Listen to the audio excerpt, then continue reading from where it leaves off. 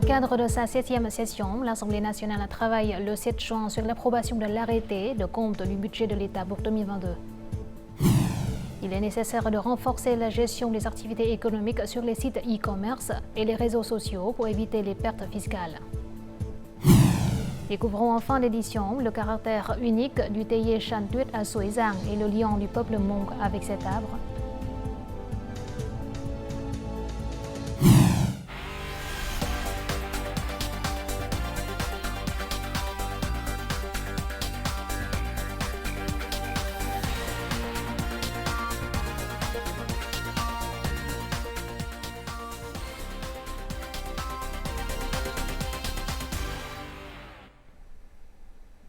Mesdames et messieurs, bonjour. Merci d'être avec nous dans cette nouvelle édition du journal francophone. Dans le cadre de sa 7e session, l'Assemblée nationale travaille aujourd'hui sur l'approbation de l'arrêté de compte du budget de l'État pour 2022.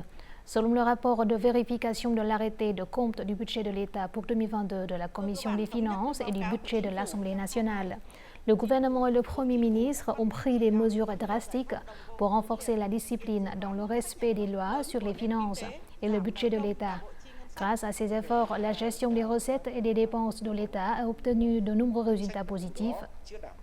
À la fin de la séance du matin, les députés discutent du projet de résolution de l'Assemblée nationale sur l'organisation de l'administration urbaine et le pilotage de certains mécanismes et politiques spécifiques au service du développement de la ville de Da Nang. Ce vendredi après-midi, au palais présidentiel à Hanoï, le président To Lâm a reçu les ambassadeurs et chargés d'affaires des États membres de l'Union européenne à Hanoï, venus le féliciter pour son élection à la présidence de la République socialiste du Vietnam. Soulignant la place importante de l'UE dans la politique étrangère du Vietnam, le président To Lâm a plaidé pour une mise en œuvre efficace des accords de coopération signés et pour une collaboration plus étroite dans le règlement des problèmes mondiaux. Il a proposé à la Commission européenne de supprimer son carton jaune imposé aux importations de produits de la mer en provenance du Vietnam. Au nom des ambassadeurs et chargés d'affaires des pays de l'Union européenne, Julien Guerrier, l'ambassadeur de l'UE au Vietnam, a félicité le président To Lâm pour son élection en mettant en avant le potentiel énorme de la coopération Vietnam-Union européenne.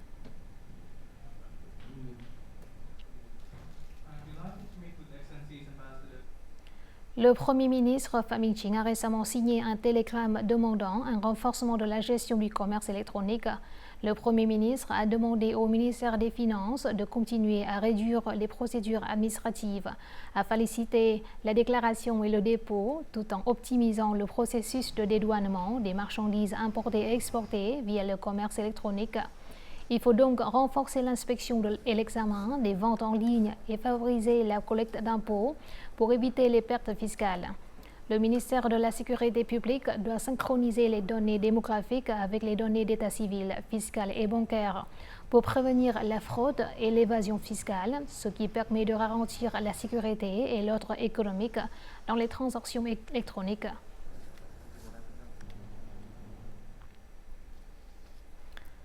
En 2023, près de 97 000 milliards de dong de taxes ont été collectés sur les plateformes de commerce électronique, soit une augmentation de 16% par rapport à 2022. Cela grâce à la gestion à travers les codes d'identification personnelle, selon le projet 6 du gouvernement. Les ministères et secteurs concernés ont établi une base de données commune pour gérer plus étroitement toutes les activités de commerce électronique.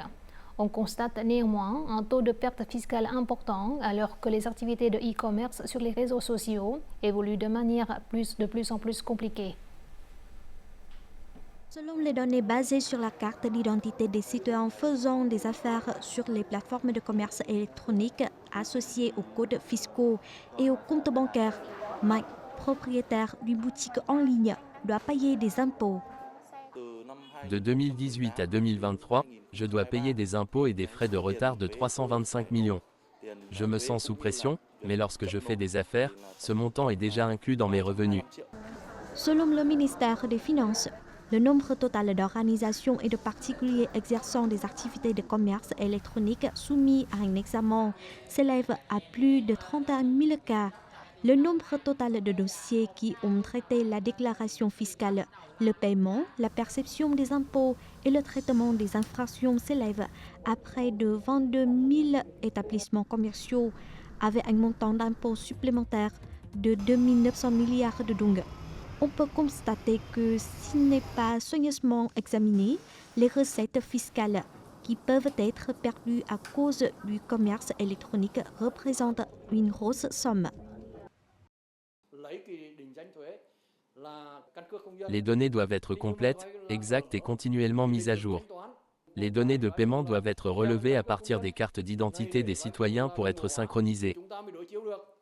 Quant aux recettes fiscales provenant des activités de commerce électronique transfrontalier, au cours des 5 premiers mois de l'année, les fournisseurs étrangers tels que Meta, Google, YouTube et TikTok ont payé plus de 4 000 milliards de dong d'impôts. Ainsi, depuis mars 2022, les entreprises étrangères ont payé des impôts pour un montant de 15 600 milliards de dong. Les recettes fiscales provenant du commerce électronique sont encore très importantes et facilement négligées. Nous avons pris l'initiative dans la propagation des informations et le soutien auprès des fournisseurs étrangers pour qu'ils respectent la loi. Nous travaillons avec les ambassades et les grands cabinets d'audit du monde pour suivre de près la situation. À partir du 1er janvier 2025, le ministère des Finances utilisera également des numéros d'identification des citoyens comme codes fiscaux suite au projet gouvernemental 06 sur cette solution qui rendra également le contrôle fiscal du commerce électronique plus pratique. L'un des contenus qui seront discutés lors de la 7e session en cours de la 15e Assemblée nationale est la ratification du protocole d'adhésion du Royaume-Uni et de l'Irlande du Nord à l'accord de partenariat transpacifique et global et progressiste CPTPP. Selon les analyses, une ratification rapide de ce document par le Parlement vietnamien aidera les produits vietnamiens à tirer parti des avantages d'accès au marché britannique, contribuant ainsi à consolider et à renforcer les relations bilatérales en matière de commerce et d'investissement. Le protocole d'adhésion du Royaume-Uni au CPTPP entrera en vigueur à la fin de cette année, à condition qu'il soit ratifié par le Royaume-Uni et par au moins 6 des 11 économies membres du CPTPP. À ce jour, 3 pays ont finalisé la ratification de ce document, à savoir Singapour, le Japon et le Chili. Selon les experts, une ratification rapide par l'Assemblée nationale vietnamienne apportera de nombreux avantages à l'économie vietnamienne. Le fait que le Vietnam soit parmi les premiers pays à ratifier l'adhésion du Royaume-Uni au CPTPP confirmera la position du Vietnam dans cette organisation.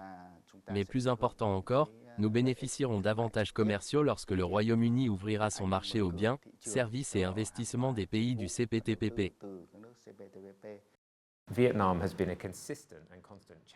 Le Vietnam soutient l'adhésion du Royaume-Uni au CPTPP.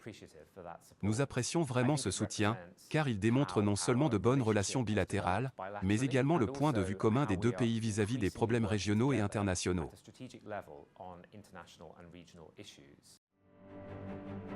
Le Royaume-Uni est l'une des grandes puissances à avoir reconnu l'économie de marché du Vietnam. L'adhésion du Royaume-Uni au CPTPP complétera l'accord de libre-échange UKVFTA, déjà en vigueur. Une fois membre du CPTPP, le Royaume-Uni s'engage à éliminer 93,9% des lignes tarifaires pour les pays du CPTPP et 94,4% pour le Vietnam.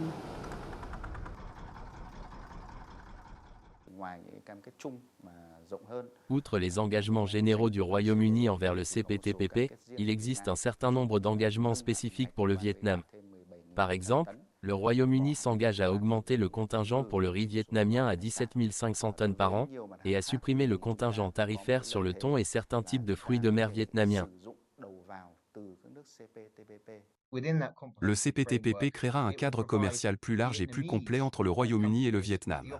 Les entreprises vietnamiennes pourront choisir les incitations les plus avantageuses dans le cadre de l'UKVFTA ou du CPTPP. En plus de l'UKVFTA, l'adhésion du Royaume-Uni au CPTPP pourrait permettre au commerce entre le Vietnam et le Royaume-Uni de doubler d'ici 2030.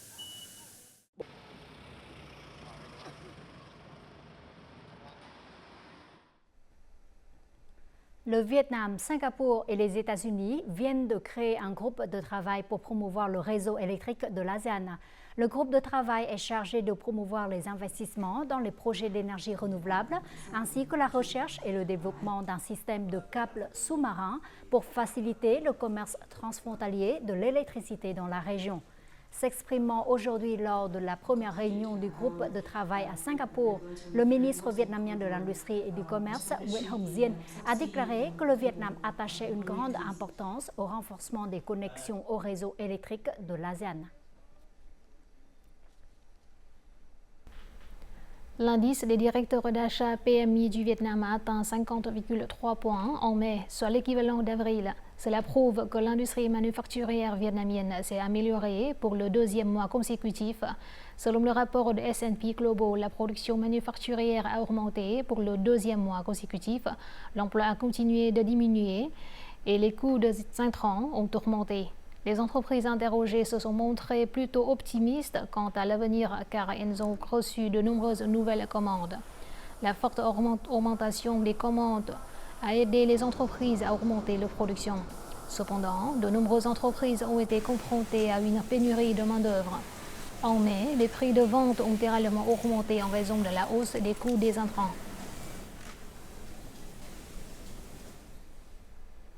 Découvrons tout de suite les taux de change et l'indice de la bourse du Vietnam.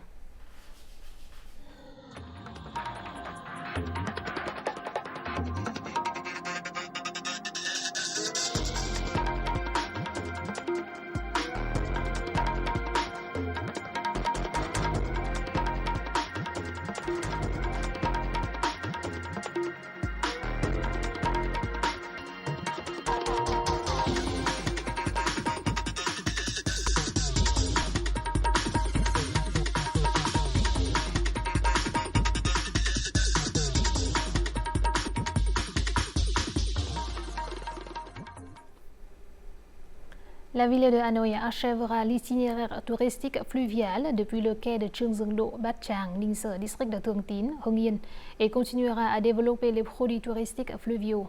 Le plan vise à attirer un grand nombre de touristes internationaux et nationaux pour visiter et découvrir Hanoï et créer la croissance et le développement global du tourisme de la capitale en termes d'échelle et de qualité des services, de quantité et de structure des touristes, tout en garantissant la durabilité. Cela s'inscrit dans le cadre de la résolution numéro 6 du comité permanent du comité du parti de Hanoï sur le développement du tourisme dans la capitale de Hanoï au cours de la période 2016-2020 et les années suivantes. Phong Nha Kẻ Bàng compte plus de 1000 grottes dont l'enregistrement et la mesure prendront plus de 30 ans. Il s'agit de la dernière évaluation de l'Association royale britannique des grottes. Jusqu'à présent, 447 grottes ont été étudiées et mesurent 246 km. Au cours des 30 prochaines années, davantage d'enquêtes et de mesures seront réalisées dans plus de 1000 grottes. Le président de l'Association royale britannique des grottes, Howard Limbert, a estimé que Phong Nha Kẻ Bàng était un endroit où la valeur globale des grottes est exceptionnelle, élevant l'image du Vietnam dans le monde. Les San Chay ou Cao Lan constituent un groupe ethnique de la province de Tuyên Quang et des provinces voisines du nord-est du Vietnam. Ils parlent une langue thaï qui lutte pour survivre. Dans le reportage suivant, découvrons un cours de langue Cao Lan gratuit fondé par un ancien du village ainsi que la signification de cette classe pour les locaux.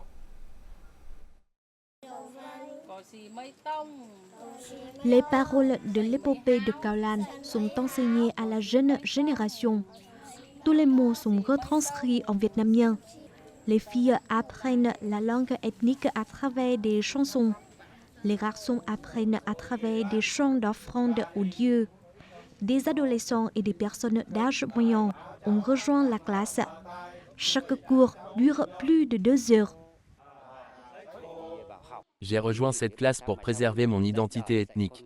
Ils m'ont appris non seulement la langue, mais aussi la morale, comment faire de bonnes choses, aimer les jeunes et respecter les personnes âgées. Cette classe spéciale comprend également le chef de la commune de Quang Yên, qui est également issu de l'ethnie Cao Lan. Au cours des derniers mois, Quang est venu en classe presque tous les soirs. En tant que leader local, je dois être un exemple. Je veux que les jeunes et les futures générations soient responsables de la préservation de la culture du peuple ethnique Cao Lan. Cao Lan est un groupe ethnique avec sa propre langue et une écriture, mais elle est très difficile à utiliser. Par manque de pratique, les gens ont oublié la langue. Pendant ce temps, selon la tradition de Cao Lan, ils sont tenus d'utiliser la langue ethnique pour accomplir les rituels de culte. Pour préserver les traditions de son peuple, Lợi, un ancien du village, a demandé aux autorités l'autorisation d'ouvrir des cours gratuits pour enseigner la langue Cao Lan. Ce qui me passionne le plus, c'est que certains enfants peuvent désormais dire leurs prières les jours de pleine lune et du nouvel an lunaire. De nombreux adultes peuvent aussi prier pour leurs enfants. Nous apprécions grandement son esprit de préservation de l'identité ethnique de Cao Lan. Les autorités chargeront le comité communal de créer les meilleures conditions pour qu'il puisse promouvoir ses cours de langue.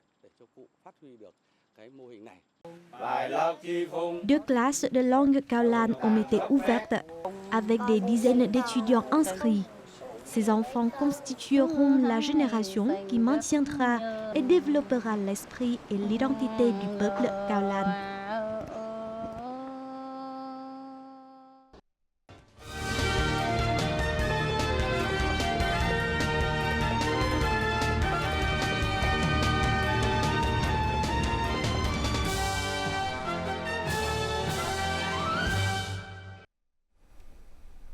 Voici tout de suite le condensé des faits marquants de la semaine écoulée. Poursuivant sa 7e session de la 15e législature de l'Assemblée nationale, les séances de questions-réponses ont été organisées du 4 au 6 juin. La séance d'interpellation a porté sur 4 groupes de problèmes relevant des responsabilités du ministre des Ressources naturelles et de l'Environnement, Đặng Quốc Khánh, du ministre de l'Industrie et du Commerce, Nguyễn Hồng Diên, du ministre de la Culture, des Sports et du Tourisme, Nguyễn Văn Hùng, et de l'auditeur général de l'audit d'État, Ngô Văn Tuấn. Au nom du gouvernement, le vice-premier ministre Trần Hồng Hà s'est expliqué sur les questions relatives à la gestion gouvernementale. Dans son discours de clôture, le président de l'Assemblée nationale, Trần Thanh Mẫn, a souligné que les ministres avaient répondu directement aux questions, permettant de mettre de la lumière sur les sujets qui intéressent les électeurs. Le 3 juin, le président Tolum a rendu visite au commandement de l'armée de la défense aérienne et de l'air. Saluant les exploits et les réalisations de l'armée de la défense aérienne et de l'air, le président Tolum l'a appelé à continuer à œuvrer pour confirmer l'importance de son rôle au sein de l'armée populaire du Vietnam. Le chef de l'État a demandé à l'armée de la défense aérienne et de l'air de continuer à adopter des réformes pour améliorer la qualité des entraînements, devenir plus puissante et moderne, et bien accomplir les tâches dans la nouvelle situation. Le Premier ministre Phạm Minh Chính a reçu le 5 juin à Hanoi le vice-premier ministre et ministre néo-zélandais des Affaires étrangères Winston Peters à l'occasion de sa visite officielle au Vietnam pour la 2e réunion des ministres des Affaires étrangères entre les deux pays. Les deux dirigeants ont discuté de l'approfondissement des relations économiques bilatérales. Le chef du gouvernement vietnamien a proposé que les deux parties renforcent leurs mesures pour porter les échanges bilatéraux à 3 milliards de dollars, tout en promouvant la connexion entre les deux économies. De son côté, Winston Peters a réaffirmé l'importance stratégique du Vietnam pour la Nouvelle-Zélande. Il a exprimé le souhait de renforcer le cadre du partenariat stratégique. Le Premier ministre Phạm Minh Chính a accueilli jeudi 6 juin à Hanoï Richard Smith, PDG du groupe FedEx Express. Le chef du gouvernement a appelé FedEx Express à étendre ses activités au Vietnam et à envisager des investissements dans l'aéroport international de Long Thanh, situé dans la province de Dong Nai. De son côté, Richard Smith s'est déclaré satisfait quant au climat des affaires au Vietnam, soulignant particulièrement l'attention portée par le gouvernement aux besoins des entreprises. Il a affirmé que FedEx Express était désireux d'étendre ses activités au Vietnam. Une délégation vietnamienne dirigée par le ministre de l'Industrie et du Commerce, Nguyễn Hồng Diên, a assisté le 6 juin à la réunion ministérielle du cadre économique Indo-Pacifique pour la prospérité et à son événement parallèle, le Forum des investisseurs sur l'économie propre à Singapour. Lors de cet événement, le Vietnam, Singapour et les États-Unis ont créé un groupe de travail pour promouvoir le réseau électrique de l'ASEAN. À partir du 3 juin, 4 banques commerciales publiques sont autorisées à vendre des tiles d'or aux particuliers. Il s'agit des banques Agribank, Vietcombank, Vietinbank et BIDV, en plus de la compagnie de joaillerie de Saigon. Ces dernières sont les seules autorisées à acheter des lingots d'or SJC auprès de la Banque d'État et à les vendre au public. Cette décision stratégique vise à promouvoir la stabilité du marché et à assurer un marché de l'or équilibré. Le prix de vente des lingots d'or est déterminé sur la base des prix d'achat de l'or SJC, fixés par la Banque d'État pour 4 banques commerciales publiques et de la compagnie SJC. Selon l'Office général des statistiques, le Vietnam a accueilli près de 7,6 millions de touristes internationaux au cours des 5 premiers mois de cette année. Cela représente une hausse de 64,9% sur un an et de 3,9% par rapport à la même période de 2019, avant la pandémie de Covid-19. Au cours de mai, la Chine s'est hissée à la première place parmi les marchés d'envoi de touristes au Vietnam. Mais sur 5 mois, la République de Corée a été le plus grand marché, suivi de Taïwan-Chine, des États-Unis et du Japon. Des politiques de visa favorables et des programmes de stimulation du tourisme attractif dans de nombreuses localités ont contribué au nombre croissant de visiteurs étrangers au Vietnam.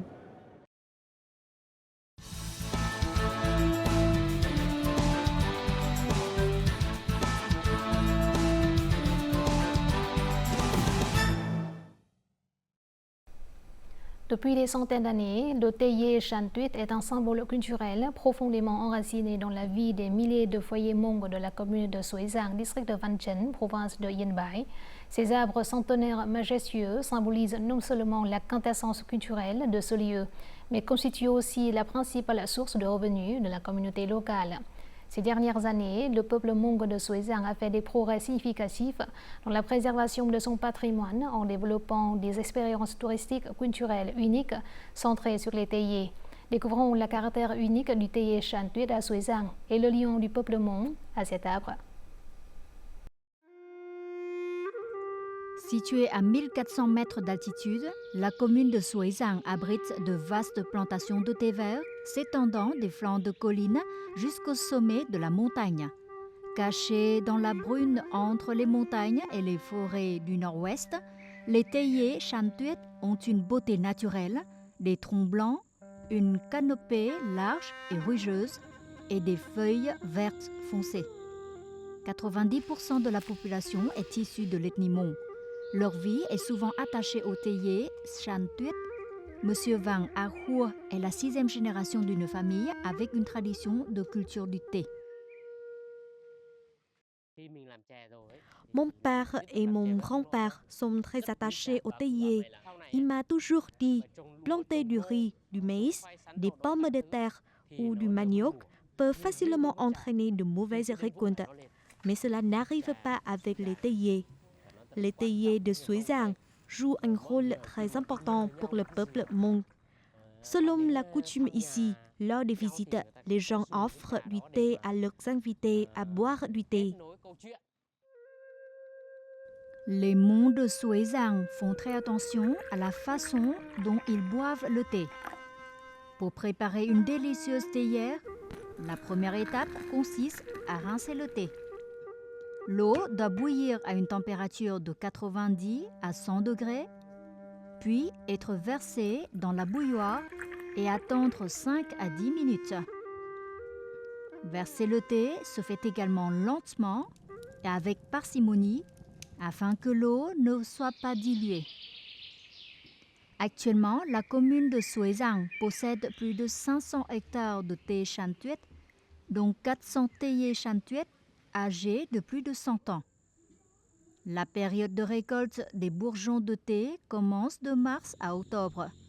Seuls 2 lots sont récoltés chaque mois afin que les théiers aient le temps de pousser et de produire de nouveaux bourgeons. Les théiers sont cultivés naturellement, sans être fertilisés ni aspergés d'herbicides et de pesticides. Cela contribue à créer la saveur unique du thé de Suizang. Les gens d'ici aiment beaucoup le thé et protègent les zones de culture. Ils cueillent les bourgeons et les feuilles de thé selon des normes. Un bourgeon, une feuille, un bourgeon, 2 feuilles et un bourgeon, 3 feuilles. Ils suivent cette méthode. Depuis longtemps, les Hmong à Suizang savent exploiter et produire des produits destinés à la consommation à partir de thé. Mais avec la méthode manuelle, la valeur des produits à base de thé n'est pas proportionnelle à la valeur inhérente de l'ancien théier Shan Tuyet. En 2019, Suizang a connu une grande transformation. La création de l'espace culturel du thé Suizang a créé un tournant important, changeant la vie des habitants. Nous faisons de l'agriculture et des produits de spécialité locale. Si nous favorisons le développement du tourisme, nous accueillerons davantage de touristes.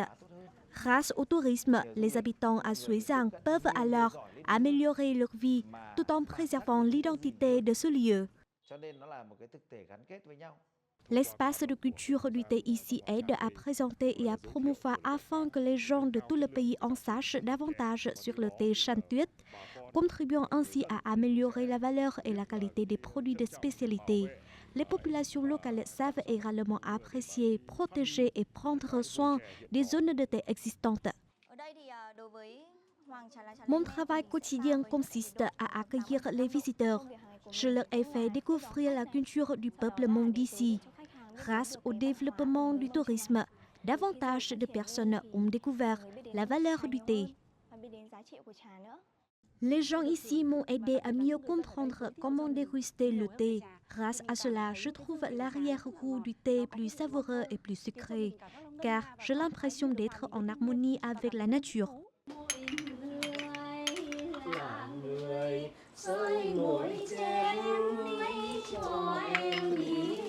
Les théiers Shan Tuyet de Suizang existent depuis des centaines d'années, associés aux activités culturelles, aux arts, à la cuisine et aux caractéristiques culturelles uniques et distinctes du peuple d'ethnie Hmong.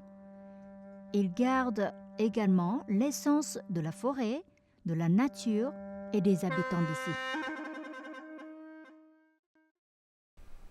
Avant de clôturer ce journal, découvrons tout de suite les prévisions météo dans les principales villes du Vietnam.